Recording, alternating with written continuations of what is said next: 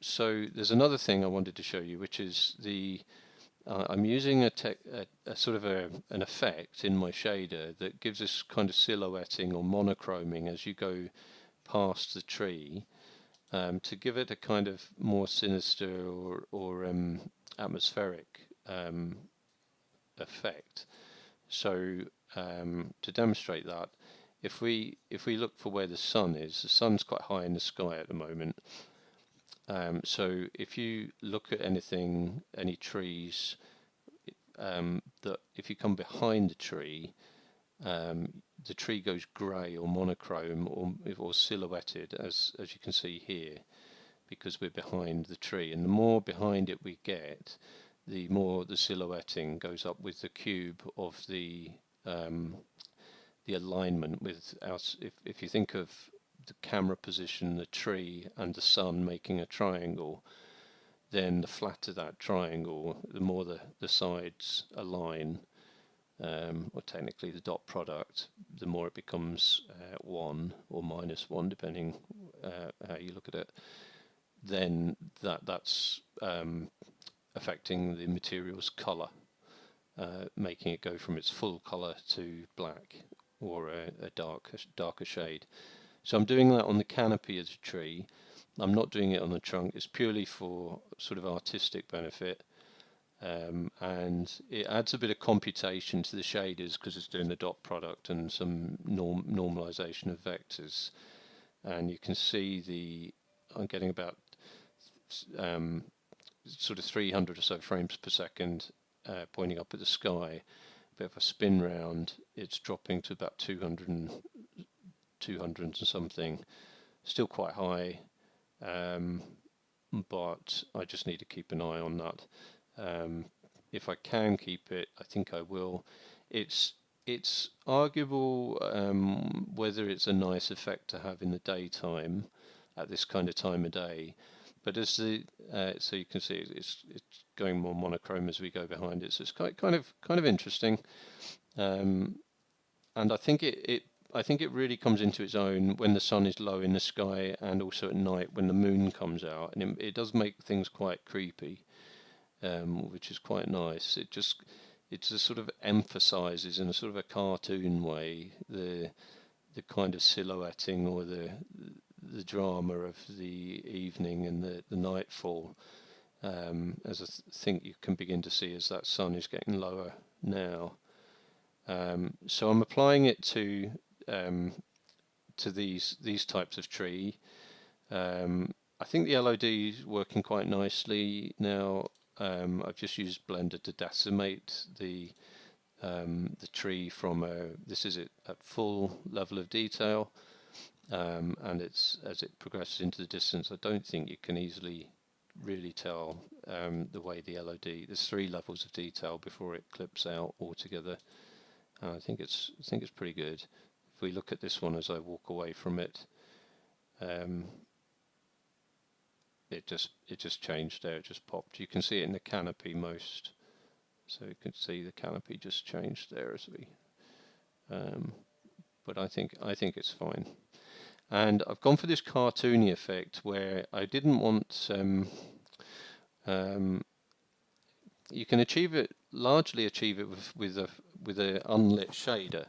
So you can see the tree trunk is faceted, but I wanted the canopy to be indistinct rather than faceted. It's obviously a big mesh, but I wanted it to give a softer, cartoony appearance. And so what I noticed that you got this with an unlit shader, because effectively the unlit shader just ignores the direction of light, except for shadow casting, and effectively you just get the even base color from any angle that you view it.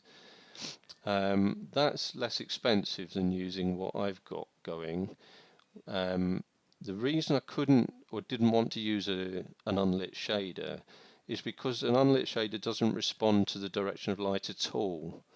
And as you can see here, my shader does. So as we're coming around here, it's gone darker as we're getting behind the tree, which is what I wanted. I didn't, as you can see, these trees are all facing the light source, and so they're lit, and you can see their colour. But if the light is coming from behind, or like these, we want them to be silhouetted, like we can see here against the sky, and that's a really good atmospheric look. With the unlit shader, these ones on the hill here would just be as lit up as the other ones, as if it was daytime. They do darken, but there's no difference between front face or back face of the tree. And so that's what wasn't good enough. It's particularly noticeable at night. So if I bump it on, if I speed things up a bit, look at this gorgeous kind of the fog effect and everything is all coming together really nicely now. I'm very pleased with it. So as night falls, we get this silhouetting of the trees, which is great. And then everything will fade out. We can't see anything except the stars. And that will be the case unless the moon comes out. Now I know the moon will come out, and I just want to bump us on until that point. So just speed us up until the moon comes out. There we go. And we'll put the time back. Excuse me. So here we go. So we can now see the terrain and everything's lit up. These trees are lit up. These people are lit up. So we obviously think the moon is behind us. There's a direction involved, and the shadows here are being cast. It tells us the moon's over there, and there it is up in the sky, orbiting us. So you can see here how the trees, we're behind the trees, and they're dark. And that's what you don't get with an unlit shader. They'll just be lit up, evenly lit from all angles. Whereas when we come round this to face the side that the moon is shining on, you get the actual full colour. Now what I think is this is too colourful, and I think the intensity of my moonlight needs to be knocked down a peg or two. But you can see the effect is working quite nicely, that when you come behind a tree you get the silhouetting, and still we get the cartoony, we get good compromise between the cartoony look of the unfaceted canopy of the tree, the faceted trunk, which I like, which gives it its sense of this is not just a two-dimensional picture, but it's three-dimensional. And the difference in sort of texture between a leafy canopy, which should be indistinct, versus a distinct trunk. Here the fog is kicking in because it's that time of the morning or that time of night. As the sun comes down, we're beginning to see the fog on the terrain. And isn't that gorgeous, the way the moonlight is lighting up the trees and casting shadows on the foggy terrain, the way the fog is wafting through the grass here. I think this is fantastic, especially if you look over the foothills of those the mountains there. That kind of fog that's creeping up the valleys looks great.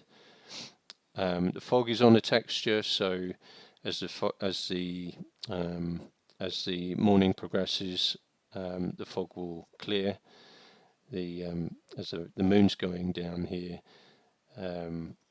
the fog is no longer being lit up, so it's getting darker, and eventually I think the sun's about to come up, so we get a nice silhouette of the trees against the brightening morning sun.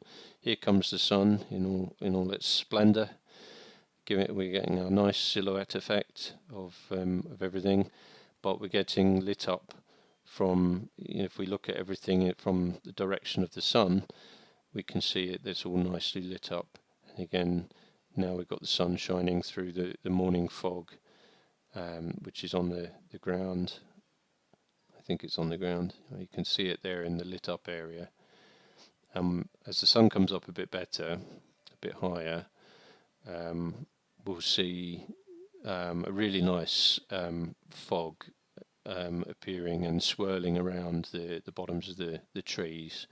The fog is again it's a procedural effect in the shader that's sampling from a map. So the density of the fog is not constant, but it swirls and progresses over the terrain. And I think I said in my last video that I'd added a bit of a texture to the ground, just to give it something, make it look a bit sort of sandy or soily. So